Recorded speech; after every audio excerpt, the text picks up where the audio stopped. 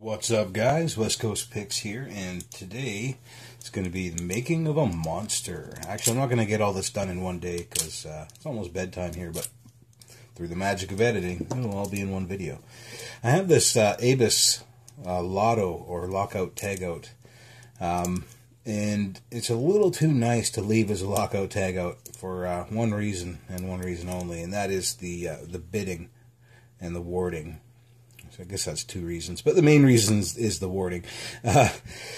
This is my favorite WW style keyway. I'll get this thing open. We'll take a better look at the keyway, but I thought I'd go over step by step what I would do with this lock to make a challenge lock out of it, a sleeper challenge lock. So the first step is to actually get this case off without doing any damage to the lock. As you can see, it's still a nice new lock. What I have here is a piece of 15 thousandths shim stock. This is what I use for making picks, and I've taken the edges, the sharp edges off one side of this just so I can slide it in here, hopefully without making too much of a mess on the lock.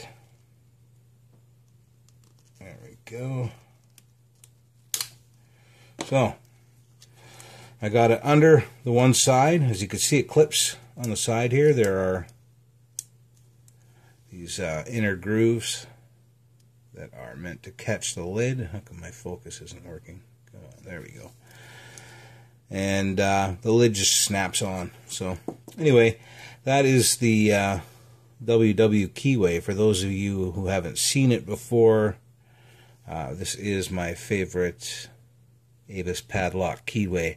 It is quite insane, and many people mistake it for the actual Abus keyway that spells Abus. This is not that. This is totally different. The Abus keyway is a lot more open than this. This is the most restrictive, crazy little padlock keyway I've seen, which is why they make awesome challenge locks. I've made one other challenge lock out of a WW series. It was called the Naughty Bucket King. And he's gone to one person, and it's been in his naughty bucket ever since he got it. So this is going to be the next one. I don't know what I'm going to name it yet, but it's going to be along the same lines because I know it's going to be impossible to pick. But let's go over how I would open this. So first step is getting the bottom piece off, and then you open the lock itself.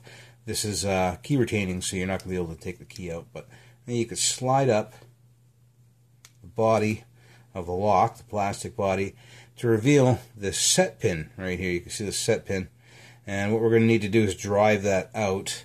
Hopefully I have a small enough punch. If not, I might have to try a finishing nail or something.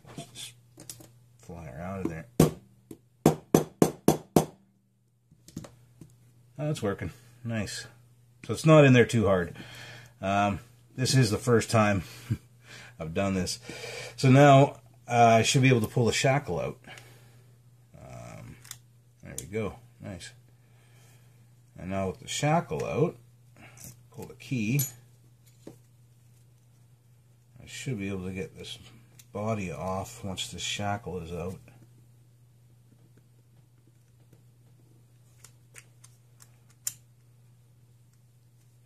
Do I have to turn it again? I might have to turn it again.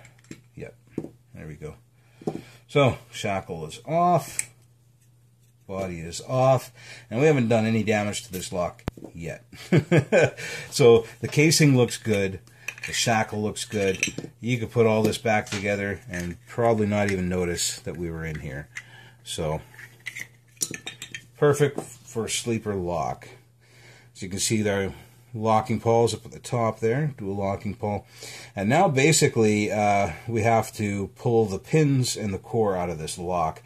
So I don't know if the camera, yeah, you can see it actually. You can see these little dots here.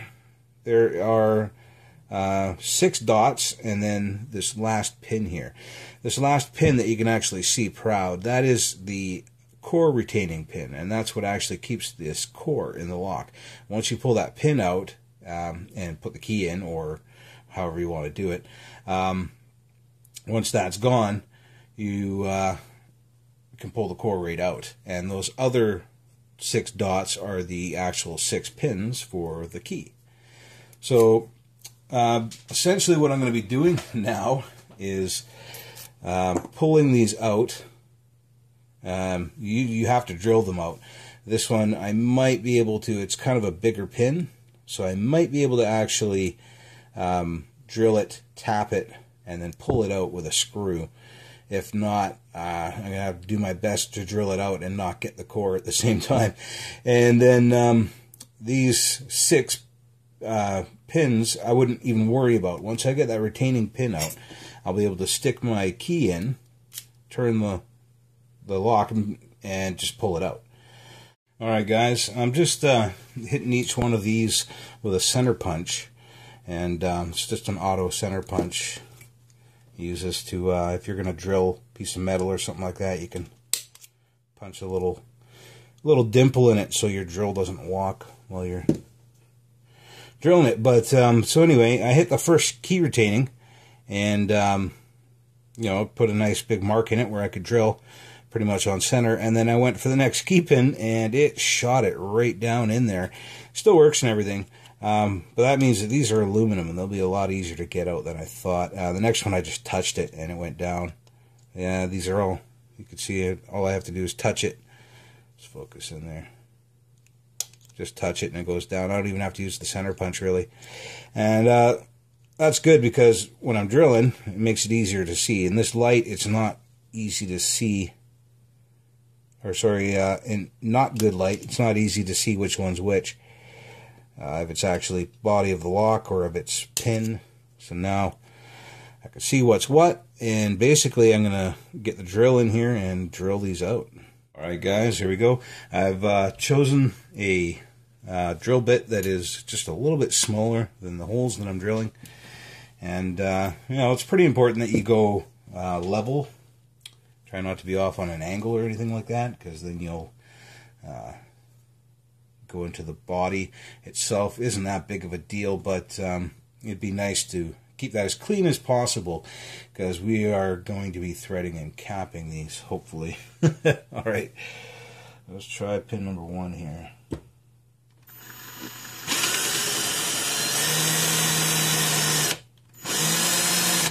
I'm just going slow.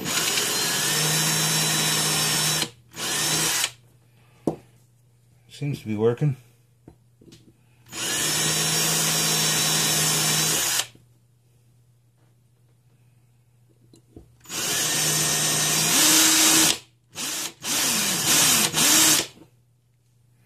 I think I might be there.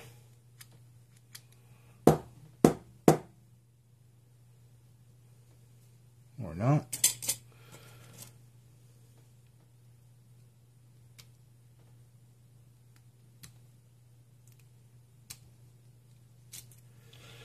Another thing we can try doing is a little bit of overlifting and see if we can push it up in enough to pop the rest of the it out. It does not look like it. This tight keyway is making it pretty much impossible to get anything deep in there.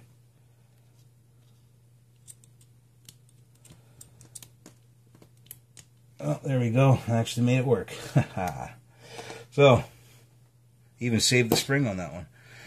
So there's our driver and key pin. The driver looks it looks aluminum. Weird. Okay.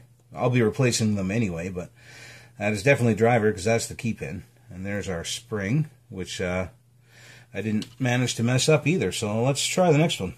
Alright guys, I managed to get all the pins out. I did butcher every other spring. That's fine, I got a lot of extra springs.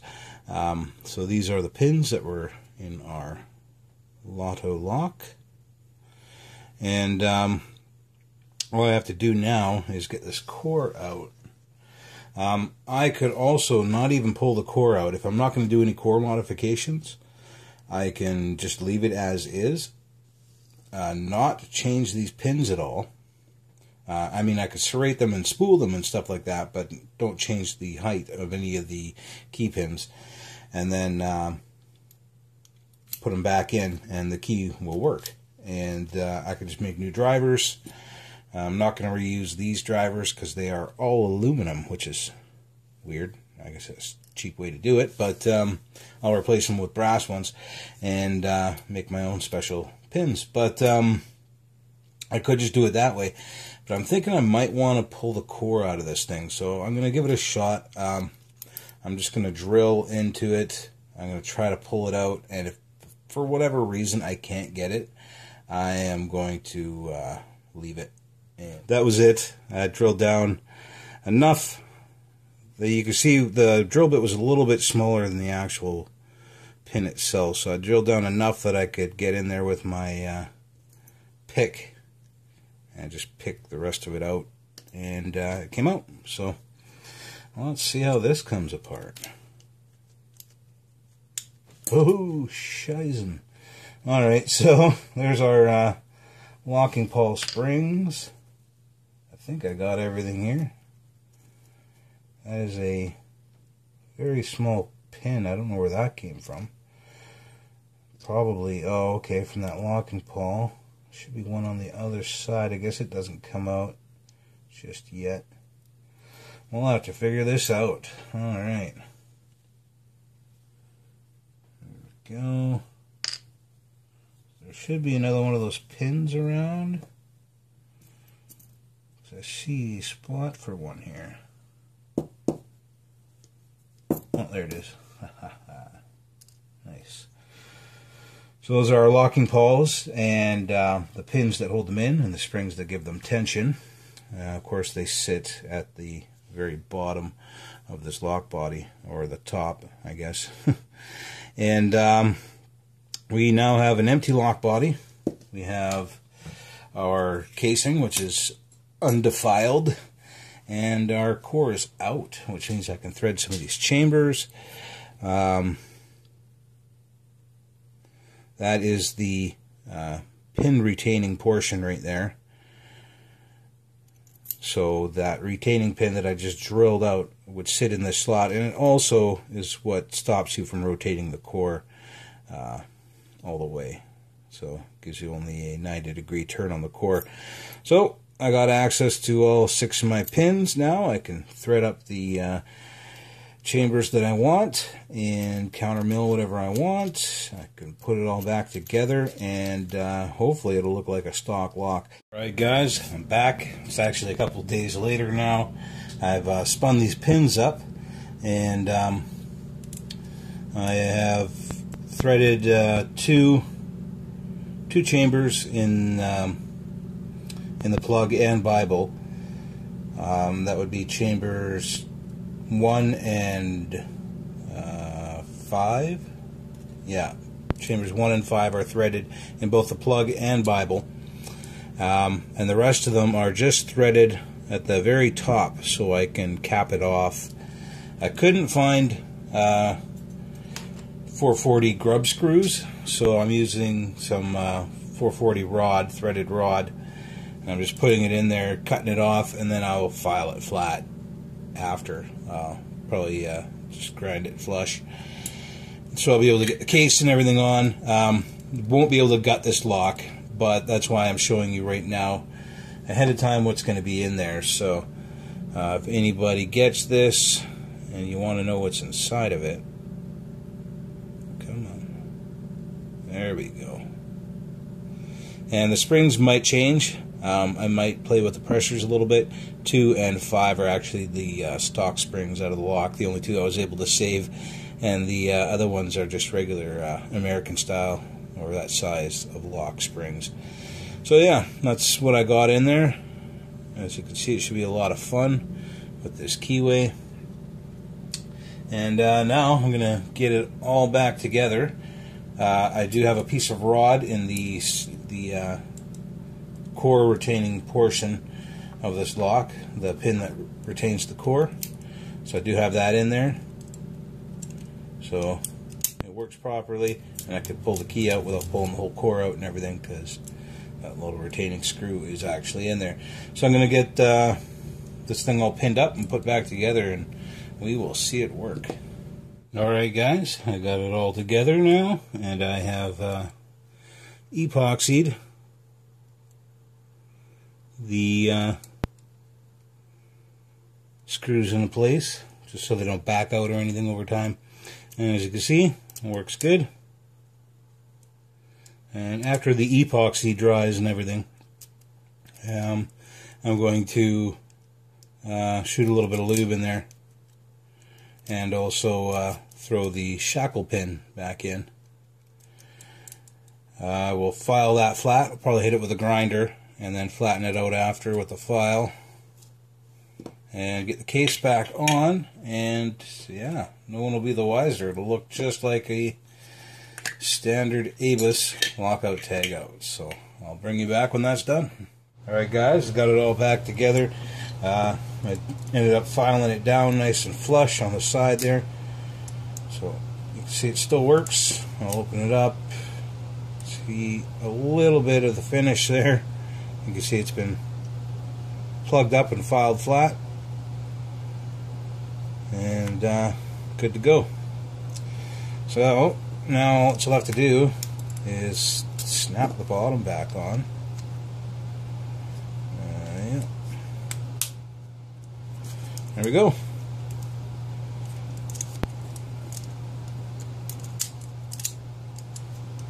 Works good.